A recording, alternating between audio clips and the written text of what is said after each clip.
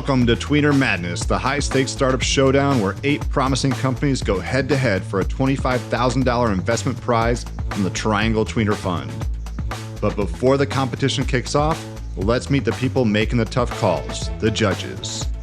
In this special Meet the Judges episode, we're sitting down with the investors and industry leaders who will be asking the hard-hitting questions, evaluating the startups, and ultimately deciding who moves forward in this bracket-style competition. Each round, 3 judges will vote on which startups advance, leading up to the finals in early April, where one company will take home the top prize. From the judges, you'll hear about their backgrounds, what they look for in a winning startup, and maybe even get a little inside scoop on their decision-making process. So, if you're a founder looking for investment, an entrepreneur curious about what investors really want, or just someone who loves a good business battle, you are in the right place. Let's meet the judges. Here's your host, Scot Wingo. Evan Shear of Oval Park. Thanks for joining us today. Thanks for having me, Scott. So you were on the very prestigious selection committee for Tweener Madness. And what we want to do is introduce folks to you that may not know you or heard about y'all's firm. And so maybe let's just start with the basics. Tell us about Evan, where he's from, and how he got into the investing biz. Sure. So my name is Evan Shear. I'm an investor at Oval Park Capital. We're an early stage venture capital firm focused on breakthrough physical and industrial technology startups. I grew up in the Boston area, moved down to the Triangle to go to NC State in 2016. While I was there, I did a couple of startup and investing internships, and during my internship, the senior year or right before senior year, I got connected to Justin Reidiks, who founded Oval Park Capital here in the Triangle. That internship was with a private equity firm that was investing in convenience stores and gas stations, and I didn't really see a future for myself staying on there for quite a while. So I decided to connect with Justin and see what Oval Park was about. Turns out that I was quite interested in both the startup side and the investing side, and it turned into a bit of a perfect match, as Oval Park itself was just in the early stages. So a bit of a startup venture capital firm. Since then, we have raised 2 funds, invested in 15 or 20 companies, and hopefully made a strong impact on the technology in the Triangle. Yeah. Going back to your personal side, what did you study at State? Were you on the business side or do on one of the engineering things? Or Yep. I started as a computer science major, actually, and switched and graduated as a finance major. Cool. Nice. You ever get back to coding, or wasn't it your thing? I did a little bit early in college, and then switched away from it recently. Yeah. So Oval Park's interesting because it's so different, right? And I view that as a huge positive. So you mentioned breakthrough physical things, and what's refreshing is you talk to almost any investor and say, "What's your sweet spot?" And it's B2B software as a service, not only for the Triangle but everywhere. Yep. And as a founder that had a company that wasn't pure B2B SaaS, it's very hard to raise capital because, and it seems kind of counterintuitive for everyone to invest in the same thing. Yep. So, what does that mean? Like give us some examples of when you say, and what was it was breakthrough physical and industrial technology. Yeah. Yep. What's that mean? Yeah, so it's somewhat akin to deep tech, but now deep tech is getting a little cliche and a little more popular. So we try to make sure and make it clear what we're investing in, and for us that means novel scientific or engineering or new approaches to those types of problems that can be solved using new innovations in the physical and industrial world.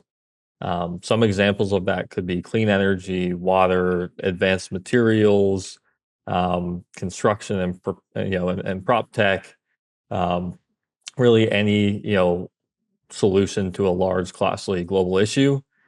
We really like to get out on the weirder side of the spectrum. So, I think a portfolio company that both Oval Park and Tweener share is a company called Finite, which is turning hog waste into organic fertilizer, and putting large dryers and taking this fertilizer and drying it and turning it into the end product, and not something that you might think is traditionally venture backable or has the type of returns that could be a venture investment. But hopefully both of our firms saw that, indeed it was, and through really strong unit economics and then market demand that, these things that might not traditionally be super attractive to the venture investors, around the globe might be, if you give it a second or third look.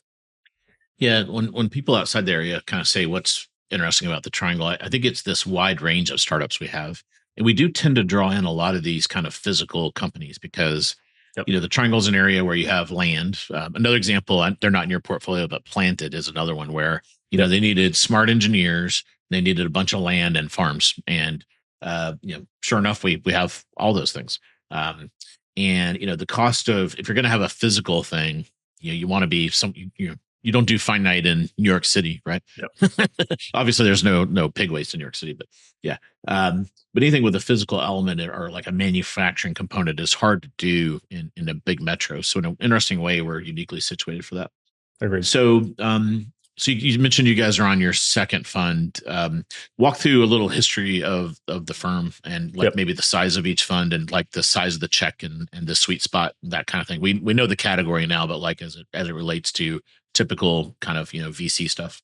Sure. So the firm started as a fundless sponsor, which means that we raised SPV or specialty purpose vehicles for the first few deals that we did, just going around to network and sort of herding cats to get into each investment.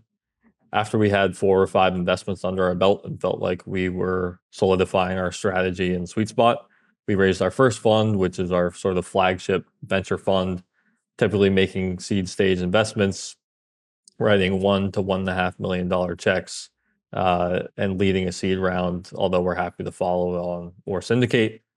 That sort of flagship seed stage fund was a $20 million fund. That's now been fully deployed into 15 portfolio companies, and won't be making any more new investments. Then we raised the second fund that we just closed at the end of this past year, 2024.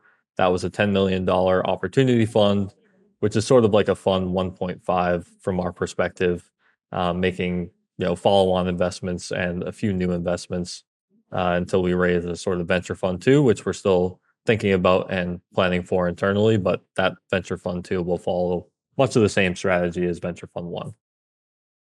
Yeah, and folks want to learn more, you guys are at ovalpark.com. Actually, I've never asked this. Where does Oval Park come from? I just assumed it was like something tied to Justin's, like office or something. But so I should ask the Oval question. Park, yeah, good question. I had the same question early on in my career as well. Oval Park is a park in Durham where Justin, near where Justin grew up, that he would play around soccer and other things that kids do.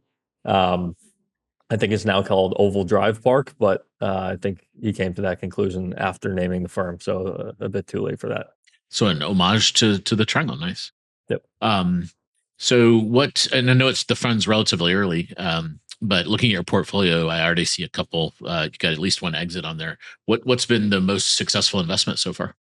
Yeah, I think maybe I'll put it into 2 different buckets. One is, called exited, and realized, and the other might be still outstanding. So I think for the biggest successful exit might be Carpe, which was founded by Casper and David out of Duke. It was for hypohidrosis. So if you or anyone has very sweaty hands, they might say, well, if I'm going out in public, I don't want to have sweat all over myself. And so Carpe started initially to solve that problem, and grew to a very successful consumer products company that was acquired by Topspin this past year in 2024. In terms of still outstanding, I think Targan, which just opened their new facility in North Raleigh. It's a precision animal health company that started out as an idea to vaccinate baby chicks by shooting a targeted spray into their eye. But their first product that's being commercialized is actually sexing baby chicks. So saying, is this chick a male or a female, which helps the end producers know how much to feed them and saves them feed costs. Very cool. How about some venture capitalists have an anti-portfolio, so companies they said no to that went on to be very successful. And yep. I know you guys are relatively early, but any names there come to mind? Yeah, you actually named the one earlier in the show, which would be Planted. We spent a good amount of time with them prior to raising their seed round, but decided not to join, and it's turning out to potentially not be a very good choice. Yeah, the jury's still out. We'll see. Yep. Yeah. The okay, and then you've seen tons of pitches. What's your advice for folks on either what to do or what not to do when they pitch? Yeah. I think in terms of when you are pitching, the things you do want to do is be very clear about why both myself, Scott, and the rest of the judges see hundreds, if not thousands of pitches each year. And so you want to be abundantly clear and sort of like you're pitching to a jury, not leave, a shadow of a doubt on why we should invest in you. Be very clear on the use of proceeds, why that you're raising the amount that you are, what makes you and your company different from the rest of the companies in your field. And then on the other side, what we don't like to see is a lot of acronyms, right? If you're using 15 different 3-letter acronyms that we don't understand, it's going to take us even longer to get up to speed on what's probably not a very known industry or technology to us. A lot recently has been AI related or AI relevant. Buzzwords like AI for X tend to be a turnoff for ourselves and a lot of other investors. And then maybe the last don't is unrealistic projections. If you show growing from a pre-product company today to $1.5 billion of revenue in 2 years, that's more than likely not going to come true and be a bit of a yellow flag for us. Where we've likely seen 100 reasons why that isn't going to come true. Yeah. Cool. Well, we really appreciate you taking time to do this, and we'll see you live in the studio when we get down to doing the actual selecting. So appreciate you doing this, and thanks for taking time to tell folks what it is you guys are up to. Awesome. Thanks, Scott. Thanks for having me. That's a wrap on this Meet the Judges episode. Now you know the minds behind the decisions, the investors and industry leaders who will be putting these startups to the test. As Tweener Madness kicks off, they'll be asking the tough questions, making the tough calls, and deciding who advances in the bracket, all leading up to the finals in early April. Make sure you're subscribed so you don't miss a single matchup. And if you want to follow along with all things Tweener Madness and the Triangle startup scene, head on over to tweenertimes.com. Also, if you're thinking about launching your own podcast or want to bring professional production to your brand, check out Earfluence.com. The competition is about to begin, and we'll see you soon in the next episode.